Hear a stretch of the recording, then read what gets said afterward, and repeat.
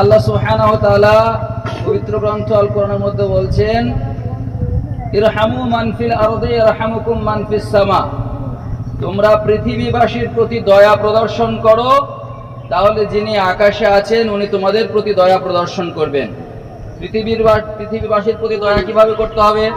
ধরো তুমি রাস্তা দিয়ে হেঁটে যাচ্ছ, আর রাস্তার পাশে একটা কুকুর শুয়ে আছে, তার খিদে পেয়েছে, সে ক্ষুধার্ত।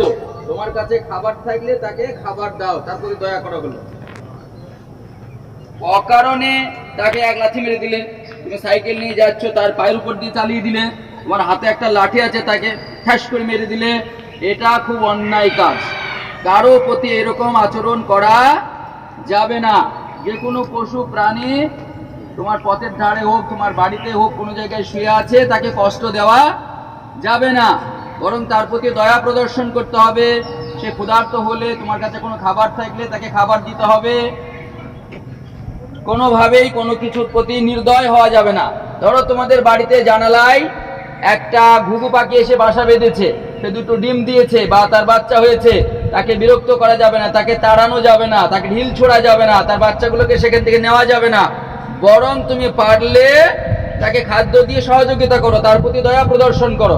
বুঝতে পেরেছো? আর নিজেদের মধ্যেও একে অপরের সঙ্গে ঝগড়া ঝাঁটি, লড়াই, মারামারি এগুলি করা যাবে না। বরং কি করতে হবে? আমাদের নবীজি বলছেন, মাল্লাম ইয়ারহাম সাগীরানা ওয়ালাম ইউআক্কির কাবীরানা ফালাইসা মিন্না। যারা তোমরা বড় আছো, ছোটদের প্রতি রহম করতে হবে, ছোটদের প্রতি স্নেহ ভালোবাসা দিতে হবে। আর যারা ছোট আছো, তারা বড়দের কি করবে? শ্রদ্ধা জানাবে। আল্লাহ রাসূল বলছে, যারা ছোটদের প্রতি দয়া প্রদর্শন করলো না, বড়দেরকে শ্রদ্ধা জ্ঞাপন করলো না, তারা আমার দলভুক্ত নয়। অতএব আমাদেরকে ছোটদের প্রতি স্নেহ, ভালোবাসা, মায়া, মমতা দেখাতে হবে। যারা আমরা বড় আছি, তাদের ছোট যারা আছে, তারা বড়দের প্রতি শ্রদ্ধা জ্ঞাপন করবে। এভাবে আমাদেরকে জীবনযাপন করতে হবে। আর যেমন এখন আমাদের স্কুল প্রতিষ্ঠান খোলা আছে, হয়তো আগামীকাল থেকে আমাদের ছুটি ঘোষিত হবে। ফলে স্কুলে আমরা যেভাবে নিয়ম শৃঙ্খলা মেনে আমাদের জীবনযাপন করছি, এই যে তোমাদের 8 দিন ছুটি থাকবে, এই ছুটিতে কিন্তু বেপরোয়া হয়ে যাবে না। ছুটিতেও ঠিক এইভাবে নিয়ম শৃঙ্খলা মেনে একটা টাইম মতো পড়তে বসবে, প্রতিদিন টাইম মতো প্রতিদিন পড়াশোনা করবে। আর বাড়িতে সারাদিন যেহেতু থাকবে, তাহলে বাড়িতে আর যা তোমার যারা প্রতিবেশী আছে, তোমার অন্য যারা ভাই বোন আছে, তাদের সঙ্গে সদাচরণ করতে হবে, তাদের সঙ্গে সবসময় ভালো ব্যবহার করতে হবে। কারোর সঙ্গে কোনো রকমের রূঢ় ব্যবহার করা যাবে না, খারাপ ব্যবহার করা যাবে না।